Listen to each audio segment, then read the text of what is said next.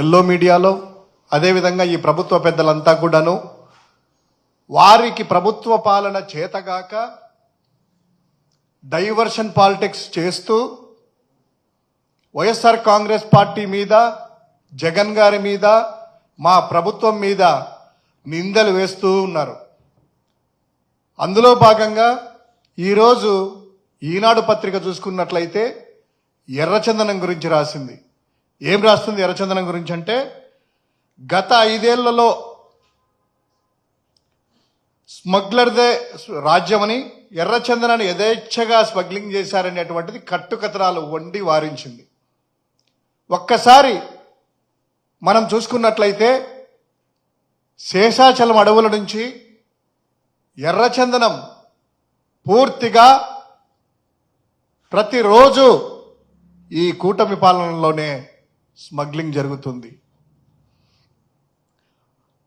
ఎక్కడా కూడాను ఈ 6 నెలల కూటమి ప్రభుత్వంలో చూసుకున్నట్లయితే ఎక్కడా దాని మీద నియంత్రణ లేదు, ఎక్కడా చెక్ పోస్టులు లేవు. యథేచ్ఛగా ఎర్రచందనం అనేది స్మగ్లింగ్ జరుగుతుంది. దాన్ని కప్పిపుచ్చడానికి గత ప్రభుత్వం మీద, అంటే మా ప్రభుత్వం మీద, జగన్ గారి మీద, అదేవిధంగా మంత్రులుగా పనిచేసినటువంటి, అటవీ శాఖ మంత్రిగా చేసినటువంటి పెద్దిరెడ్డి గారి మీద పుంకాలుగా వార్తలు రాస్తూ వండి వారిస్తున్నారు. ఒక్కటి చూస్తున్నాం, సరే మీరు రాశారు పెద్దిరెడ్డి గారి మీద, అటవీ శాఖ మంత్రిగా ఉన్నారు కాబట్టి ఆయన యథేచ్ఛగా చేశారు, అది ఇది అంటున్నారు కదా. మీ హయాంలో ఎలా జరిగింది, మా హయాంలో ఎలా జరిగింది అనేటువంటిది ఒక్కసారి ప్రజలు కానీ మీరు కానీ గమనించినట్లయితే, ఇదే పెద్దిరెడ్డి రామచంద్రారెడ్డి గారు మీకు ముందర, అంటే 2014-19 మీ ప్రభుత్వ అధికారంకు ముందర కూడాను అటవీ శాఖ మంత్రిగా ఆయన పనిచేశారు వైఎస్ఆర్ గారి హయాంలో. తర్వాత కూడాను లాస్ట్ చివరిలో ఈ యొక్క 2019-24 మధ్యలో ఆయన అటవీ శాఖ మంత్రిగా బాధ్యతలు నిర్వహించారు. కానీ స్వాతంత్రం వచ్చిన తర్వాత ఎవరు కూడా ఆలోచన చేయని విధంగా ఈ యొక్క ఇదే అటవీ శాఖ మంత్రిగా ఉన్నటువంటి పెద్దిరెడ్డి గారు, రామచంద్రారెడ్డి గారు, ఆయన కూడా తీసుకున్నట్లయితే అడవుల నుంచి ఆ స్మగ్లింగ్ అరికట్టడానికి అనేకమైనటువంటి నియంత్రణ చర్యలు చేపట్టడం జరిగింది. అందులో భాగంగా 24 ఫారెస్ట్ రేంజ్లను గుర్తించేసి 24 మంది డిఎఫ్ఓలకి 1+4 ఆర్ముడ్ ఫోర్స్ సెక్యూరిటీ సిబ్బందిని కేటాయించి, అంటే 1+4 ఒక్కొక్కరికి, ఒక్కొక్క డిఎఫ్ఓకి 4 ఆర్ముడ్ ఫోర్స్ ఆ పర్సన్ను కేటాయించేసేసి ఎక్కడా కూడాను అక్రమంగా ఈ యొక్క ఎర్రచందనాన్ని దొరలించుకోకుండా అరికట్టేటువంటి చర్యలు తీసుకోవడం జరిగింది. అంతేకాకుండా స్వాతంత్ర్యం వచ్చినప్పటి నుంచి పాత పురాతనమైనటువంటి వాహనాలు, అడవుల్లో ముందుకెళ్ళనే వాహనాలు ఉంటే, తర్వాత ఇదే ఆయన అటవీ శాఖ మంత్రిగా ఉన్నప్పుడే 370 వెహికల్స్ని, అత్యాధునికమైనటువంటి కొత్త వెహికల్స్ని తీసుకొని వచ్చేసేసి ఆయన చేశారు. అంతేనా, తర్వాత పీడీ యాక్ట్ అమల్లోకి తెచ్చి ఎర్రచందనం స్మగ్లర్లని పీడీ యాక్ట్ కింద పెట్టి ఆ యొక్క చర్యలని, స్మగ్లింగ్ అంతా కూడా అరికట్టడానికి అనేకమైనటువంటి చర్యలు తీసుకోవడం జరిగింది. తర్వాత ఈ యొక్క జగన్ గారి హయాంలో, మా ప్రభుత్వ హయాంలో, ఇప్పుడు మీకు సిఎస్గా ఉన్నారు కదా, చీఫ్ సెక్రటరీగా ఉన్నటువంటి నీరబ్ కుమార్ గారు, ఆనాడు ఇదే జగన్ గారి ప్రభుత్వము, ఆయన నేతృత్వంలో స్పెషల్ చీఫ్ సెక్రటరీగా ఉన్నటువంటి అప్పట్లో నీరబ్ కుమార్ ప్రసాద్ గారి నేతృత్వంలో ఒక కమిటీ వేయడం జరిగింది. ఆ కమిటీ వివిధ రాష్ట్రాలంతా కూడా ఎక్కడైతే అడవులు ఉన్నాయో ఆ అడవులు ఉన్నటువంటి రాష్ట్రాలంతా పరిశీలన చేసేసి నేపాల్లో కూడా వెళ్ళి అనేకమైనటువంటి సూచనలు ఆ కమిటీ ద్వారా సేకరించి, ఆ సూచనల ప్రకారము ఇమ్మీడియట్గా అటవీ శాఖ సంబంధించిన చెక్ పోస్టులు ఏర్పాటు చేయడము, ఎక్కడైతే ఇతర రాష్ట్రాల్లో ఎర్రచందనం ఇక్కడి నుంచి స్మగిల్ చేసి ఇతర రాష్ట్రాల్లో పట్టుకొని వాళ్ళ కస్టడీలో ఉన్నటువంటి ఆ ఎర్రచందనాన్ని వారితో మాట్లాడి ఒక చట్టం తీసుకొని వచ్చేసి 60-40 రేషియోలో, అంటే అక్కడ ఉన్న దాన్ని పట్టుకొని అమ్మేసి 60% సంపదను, నిరుపయోగంగా ఉన్నటువంటి ఆ యొక్క సంపదని తీసుకొని వచ్చేసి రాష్ట్ర ఖజానాలో జమ చేయడం వంటి వినూత్నమైనటువంటి కొత్త పాలసీని కూడా తీసుకొని వచ్చింది 2019-24లో జగన్ గారి సర్కార్. అటువంటి ఈ సర్కార్ని ఈరోజు మీరు యథేచ్ఛగా స్మగ్లింగ్ చేస్తూ చేప కింద నీరులాగా వెళ్తూ, ఏదో అంటారు కదా, మన ఏనుగులు వెళ్తూ ఉంటే ఏనుగు యథేచ్ఛగా వెళ్తుంటే చూస్తూ ఊరుకొని ఆ ఏనుగు వెళ్ళిన తర్వాత ఎలుకలను పట్టుకోవడం అనేటువంటిది ఒకటో రెండో మీరు పట్టుకొని దాన్ని ఏదో అప్పుడంతా కూడా ఇలా చేశారు, ఇప్పుడు జగన్ గారు చేయలేదంటున్నారు కదా. ఒక్కసారి మనము మీ హయాంలోనే, చంద్రబాబు గారి హయాంలో ఎర్రచందనం అనేటువంటిది ఏ విధంగా స్మగ్లింగ్ జరిగింది, ఏ విధంగా ఈ యొక్క స్మగ్లర్స్ రెచ్చిపోయారు అనేటువంటిది ఒక్కసారి నేను అప్పట్లో వచ్చినటువంటి పత్రికా కథనాలను వాస్తవ పరిస్థితులు నేను మీకు ఒక్కసారి చూపిస్తాను. ఒక్కసారి ఇది 13/7/2014లో చంద్రబాబు నాయుడు గారు, అదేవిధంగా ఇండైరెక్ట్గా పవన్ కళ్యాణ్ గారు ఏర్పరచుకున్నటువంటి ఆ యొక్క ప్రభుత్వ హయాంలో దేశంకి ఎర్ర ఇంధనం అని అప్పట్లోనే ఎవరెవరు టీడీపీకి సంబంధించిన వాళ్ళు స్మగ్లర్లు ఎలా తయారయ్యారు, రాజకీయాలను ఎలా ప్రోత్సహించారు, ఏ విధంగా చందాలు ఇచ్చారు నాయకులు అనేటువంటిది ఒక కథనం.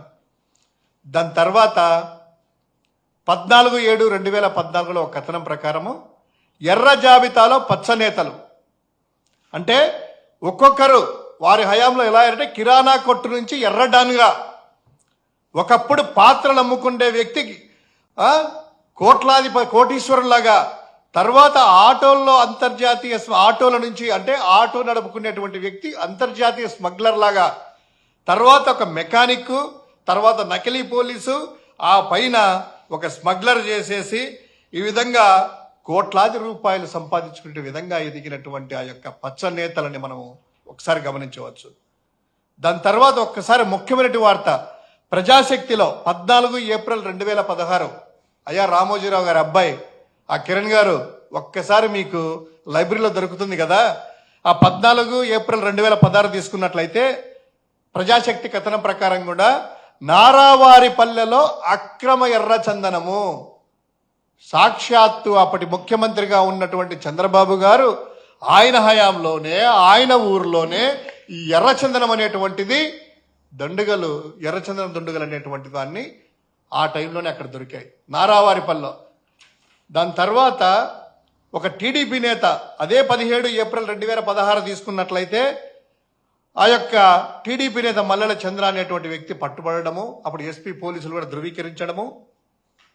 దాని తర్వాత చూసుకున్నట్లయితే జూలై 2017 5వ తారీఖున ఎర్రచందనం దొంగలు హెరిటేజ్ దొంగలు, అంటే హెరిటేజ్ పాల వ్యాన్లలో చంద్రబాబు నాయుడు గారి హయాంలో హెరిటేజ్ వ్యాన్లలో స్మగ్లింగ్ ఎలా జరిగింది, అసలు ఎంత ధైర్యం ఉంటే హెరిటేజ్ వ్యాన్లో ఆయన ముఖ్యమంత్రిగా ఉన్నప్పుడు ఆయన సంస్థకు సంబంధించినటువంటి వ్యాన్లో ఏ విధంగా దీన్ని స్మగ్లింగ్ చేశారు అనేటువంటి చూస్తే, అంటే ఈ కథనాలు చూసుకున్నట్లయితే యథేచ్ఛగా అక్రమంగా వారే దగ్గరుండి ప్రోత్సహించినట్లు కాదా, ఆయన సొంత ఊరిలో ఎర్రచందనము దొంగలు దొరకడం ఏంటి. దాని తర్వాత ఒక్కసారి అప్పటి కథనాలు చూసుకున్నట్లయితే ఎవరెవరున్నారు ఏంటి వాళ్ళందరూ కూడా ఏమైంది 2017 నుంచి తర్వాత 19 వరకు ఉన్నారు కదా, దాన్ని అంతా కూడా కేసులంతా పైకి రాకుండా అనగదొక్కడం చూస్తున్నట్లయితే ఎవరు ఎర్రచందనానికి సపోర్టుగా ఉన్నారనేటువంటిది అర్థమవుతుంది. దాని తర్వాత 2017 జూలై 6వ తారీఖు ఒక కథనం తీసుకున్నట్లయితే కర్నూలు జిల్లా చాగల్మన మండలం పరిషత్ అధ్యక్షుడు మస్తాన్ వల్లి,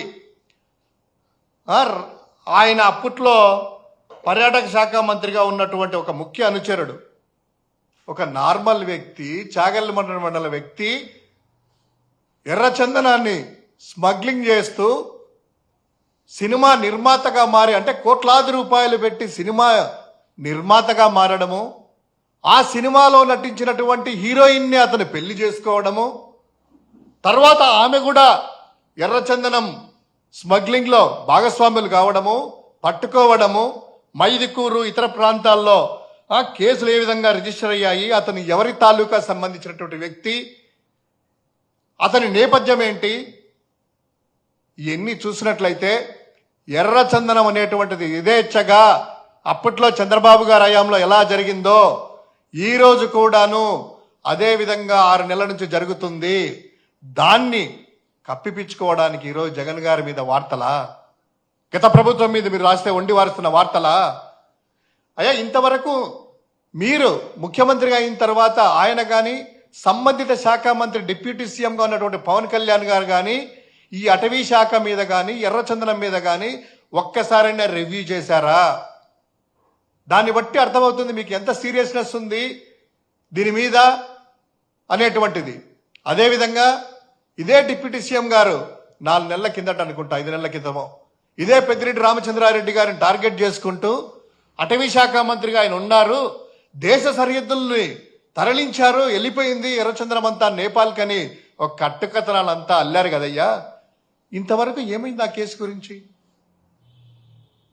ఇదే పెద్దిరెడ్డి గారి మీద రాశారు కదా, పుంకాలుగా ఆయన కూడా సాక్షాత్తు డిప్యూటీ సీఎంగా ఉండి చెప్పారు కదా. ఇది ఎలా ఉందంటే పవన్ కళ్యాణ్ ఎన్నికల ముందు అన్నారు కదా, ఆ యొక్క వాలంటీర్లందరూ కూడాను ఉమెన్ ట్రాఫికింగ్ కింద వెళ్ళి 32,000 మందిని మహిళలంతా కూడాను అదృశ్యం చేశారు అని. తీరా మొన్న అసెంబ్లీలో ఇదే వ్యక్తి మంత్రిగా ఉండగా హోంశాఖ ఇచ్చినటువంటి నివేదిక ప్రకారము కేవలం 4 మాత్రమే అట. 32,000 మంది ఎక్కడ, నలుగురెక్కడ? అంటే ప్రజలను మాయ చేయడం, మభ్య పెట్టడము, అబద్ధాలు వండి వారించడము, జగన్ గారి మీద దుష్ప్రచారం చేయడము, వైఎస్ఆర్సీపీని ఏ విధంగా అయినా కూడా బద్నాం చేయడం అనేటువంటి ఒక ఉద్దేశంతో, ఒక ప్రణాళికతో ఎల్లో మీడియా తోడయి అక్కడ వార్త రాయడము, వీడు చిలక పలుకులు వీళ్ళు పలకడము, లేదా ఇక్కడ చిలకల పలుకులు వీళ్ళు పలకడము, అక్కడ వార్త రాయడము. ఎంత కట్టుకథలయ్యా! మీలో ఎంత చిత్తశుద్ధి ఉండేది పూర్తిగా తెలుస్తా ఉంది. ఈరోజు రామోజీ గారి అబ్బాయి ఒకసారి ఆ ప్రజాశక్తిలో వచ్చినటువంటి వార్తలు అయితేనేమి, గతంలో చూసినటువంటి వార్తలు, ఇవన్నీ చూసుకున్నట్లయితే ప్రజలకి ఏం సమాధానం మీరు చెప్తారు? ఎవరు ఎర్రచందనం దొంగలు, ఎవరు స్మగ్లింగ్ చేసేది, ఎవరి హయాంలో ఎలా అని. ఇంకోటి ఏమంటారు, కేసులు అంట 2014, 19, 24 మధ్య నమోదైనటువంటి కేసుల సంఖ్య చాలా తేడా ఉందంట. అప్పట్లో ఎక్కువ కేసులు నమోదయ్యాయంట, ఎక్కువ వాహనాలు సీజ్ చేశారంట. అంటే దీన్ని బట్టి అర్థమవుతుంది ఏంటి, మీ చేతగానితనంతో ఆ రోజు నియంత్రణ లేక, చెక్ పోస్టులు లేక విచ్చలవిడిగా ఈ స్మగ్లింగ్ చేశారు కాబట్టి దొంగలు దొరికారు, ఎక్కువ బయటికి వెళ్ళిపోయింది. కానీ వైఎస్ జగన్ గారి హయాంలో పూర్తిగా కట్టుదిట్టంగా చెక్ పోస్టులు ఏర్పాటు చేసి ఒక నియంత్రించడం వల్ల, పీడీ యాక్ట్లు అమలు చేయడం వల్ల నేడు 2019, 24 మధ్యలో కేసుల సంఖ్య కూడా తగ్గాయి. అది రామోజీ గారి అబ్బాయి మీరు కాల్కులేట్ చేయాల్సింది. కేసులు అక్కడ ఎక్కువ ఉన్నాయంటే ఆ రోజు విచ్చలవిడిగా దొంగతనం జరిగింది. అది కూడా నామకే వాస్తు, ముఖ్యమైనటువంటి నాయకుల మీద కాదు, ఎర్రచందనం కూలీల మీద మీరు పెట్టిన కేసులు. ఎర్రచందనం కూలీల మీద మరి నారావారిపల్లిలో పెట్టిన దొరికినటువంటి ఆ కేసు ఏమైంది? ఎవరున్నారు దాని వెనుక? దానికి ఏం చేశారు? దాని మీద కేసు పెట్టారా? లేదే. అంటే దీన్ని బట్టి అర్థమైంది ఏంటంటే ఏదో వండి వార్చి ఆ మొహాన గుడ్డగాల్చి మొహానేస్తే తుడుచుకుంటారు అనుకున్నారేమో. కానీ మీరు చెప్పిన సూపర్ 6 ఏం చెప్పినా అమలు చేయాల్సిందే, సూపర్ 7 అమలు చేయాల్సిందే, తల్లికి వందనం ఇవ్వాల్సిందే. మీ కట్టుకథలన్నీ కూడా పక్కన పెట్టి కాస్త ప్రజల మీద దృష్టి పెట్టి ప్రజలకు ఏం కావాలనో మీరు ఏం చెప్పారో అవి చేయాలి. ఈ యొక్క అబద్ధాలు వండి వారిస్తే నమ్మేటువంటి యుగం పోయింది. రామోజీరావు గారి అబ్బాయి కిరణ్ గారు, నేడు జరిగేది సోషల్ మీడియా యుగం. ప్రజలందరూ కూడా అన్ని గమనిస్తా ఉన్నారు. సో ఇవన్నీ కూడా కట్టుకథలు పక్కన పెట్టాలని, కాస్తైనా కూడాను మీ తండ్రి గారిలాగా కాకుండా మీరైనా కూడా కాస్త నిజాలు ప్రజలకు చెప్తారనుకున్నాం. కానీ తండ్రికి మించిన తనయులు అయ్యేటట్టుగా ఈరోజు కనిపిస్తా ఉంది ఈనాడు యొక్క వ్యవహారం చూస్తూ ఉంటే.